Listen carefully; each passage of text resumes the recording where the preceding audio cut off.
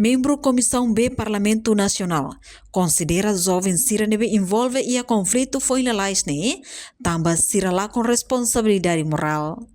Terça-feira, bancada Fratelli liu-se deputada Mariana Zalika Ranzel e a plenária Parlamento Nacional declara confronto nebe envolve jovens Sira continua a acontecer no desconfia e a desequilíbrio social. No idane exige responsabilidade do governo a buscar solução liu se cria campo de serviço. Significa a estabilidade política, a estabilidade de segurança.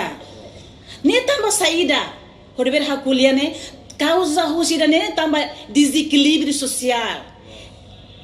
Lá ia que senjangan social. Balu rico mata, balu que acaba trai. Tama nema halo com que moço entendimento e rei tene jovem sira. Tama sabe tene jovem sira hanesane.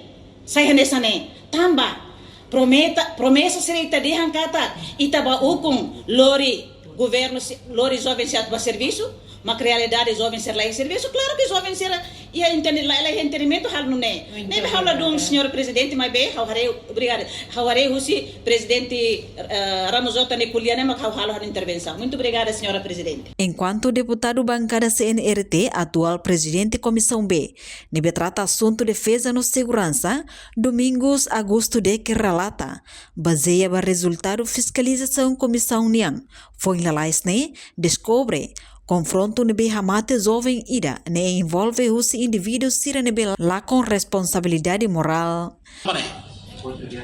Baseia a fiscalização Comissão B Parlamento Nacional NIAN, onde confirma direta a autoridade de segurança na autoridade locais posto administrativo Cailaco, resultado haturu katak. Problema Cailaco halo hosi jovem indivíduo nebe lá com responsabilidade moral tande Sira ida nini interessa. Terceiro, no representante povo e homofobo com Parlamento Nacional continua desafia jovens Sira, ato envolve an e atividade nebe bele contribui, eleva Sira capacidade de compete e a mercado trabalho. Reportagem Melda Fátima, Televisão Timor Post. Janela informação ba emogoto, atua tem informação atual dia kliu. Kita haluha, haneham botão subscribe, like, halo comentário no faixa tutang ba media social hotu.